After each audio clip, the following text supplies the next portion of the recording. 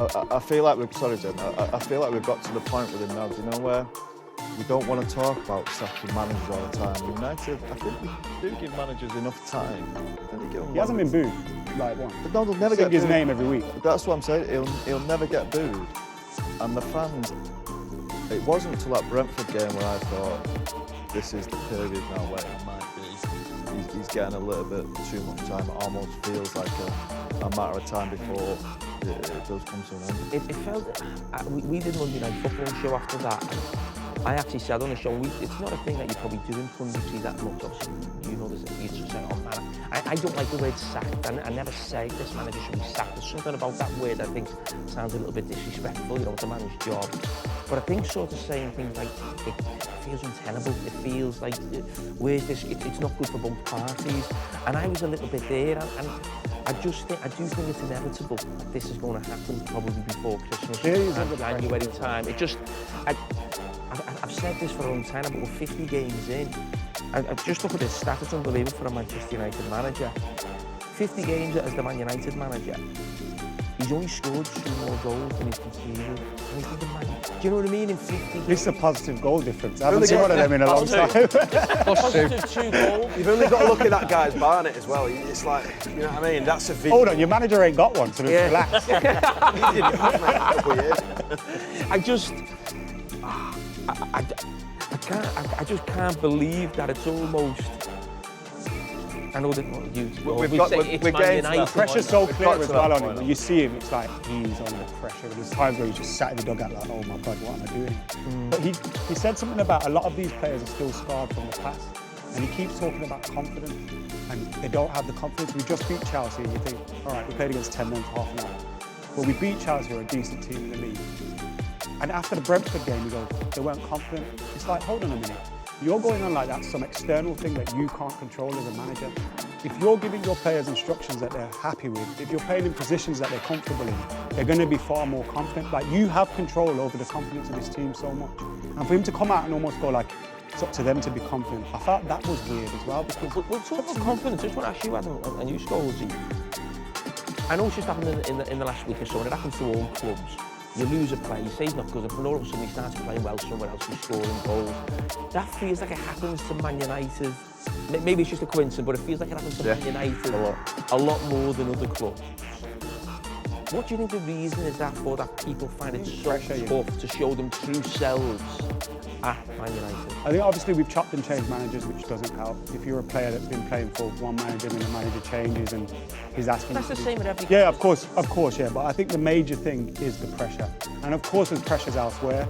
But I think the amount of eyes that you have on you, you are always talking about Man United. It might be Liverpool and Spurs are playing, but you'll spend half an hour dedicated to Man United. We have all the legends getting barlockings off the manager. So it's their fault. That's what I'm just saying, like, the pressure's massive. If you're playing for the club and every single person's talking about it all the time, whether they're non-fans or not. Man United, though, it is, yeah, you've got to get used to it and you've got to be able to play for it. Maybe they sort of employed a novice. Your club is gigantic. This manager just had no track record in dealing with attrition. To be fair, you know what, look, again, Sporting Lisbon aren't as big as Manchester United.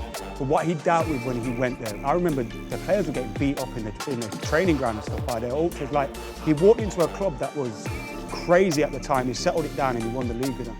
He also had a high turnover in players and he also relied a lot on youth.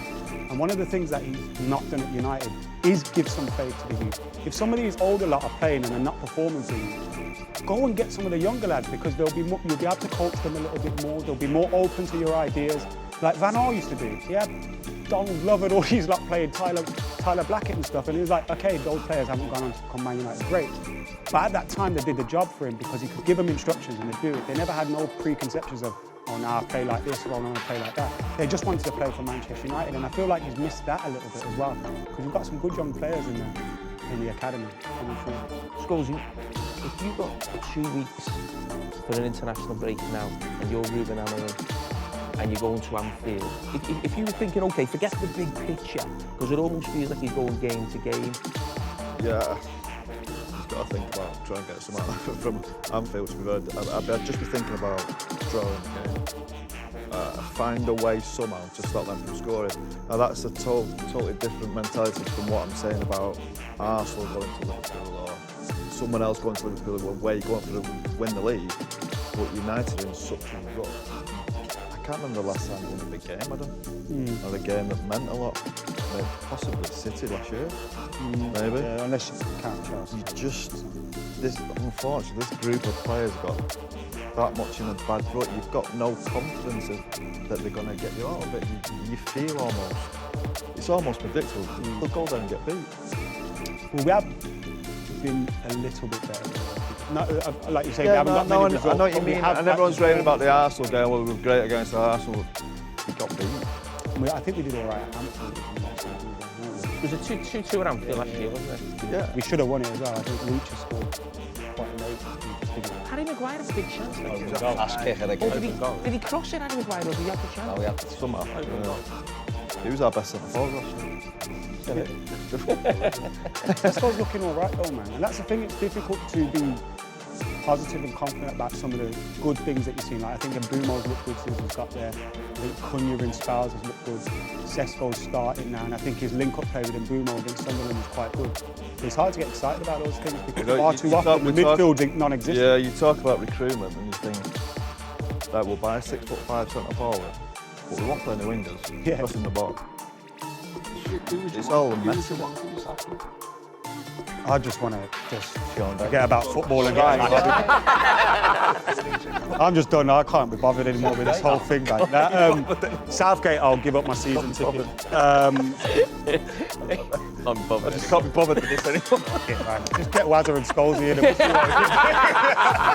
And you will be fucked. Probably a Glasnow or Areola or something, but it's like you bring them in. And Eddie Howe. Eddie Howe. Oh, nah, thanks. Why not? Him and his mate.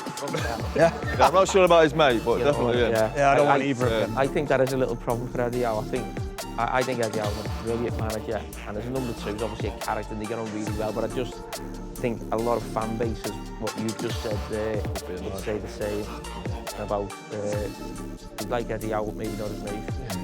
I just like what's really refreshing about Man United fans, and it's the same with Ten Hag, is that they don't. There has been no booing, there's no been attacking, no calling for his head. It might be the right thing that he does leave, and he probably isn't good enough to do that job. But the United fans are always behind him. Like, unlike Arsenal. Did you see what he said the other day? Unlike the Arsenal fans who have turned on Arteta already this year. Do you know, after the one, like big Arteta like that.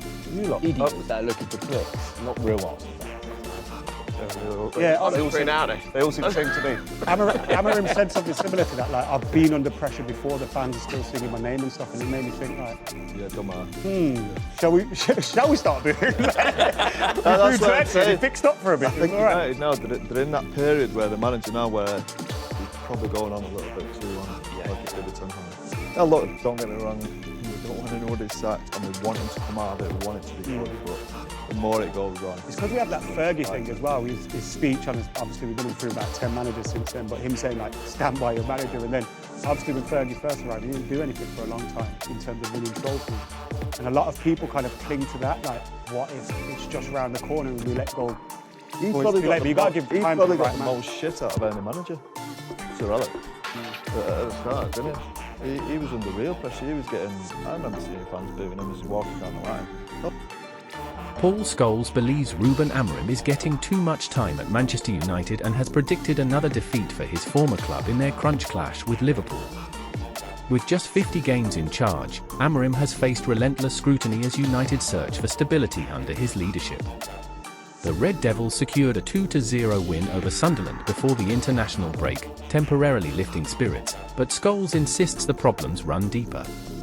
In the latest episode of the Overlap fan debate, brought to you by Sky Bet, Scholes delivered a blistering verdict on Amorim's struggling reign, claiming the Portuguese manager has been given far too much leeway despite a lack of consistent results. I feel like with Ruben Amorim it's got to the point where we don't want to talk about sacking managers all the time, and Manchester United do give managers enough time, he said.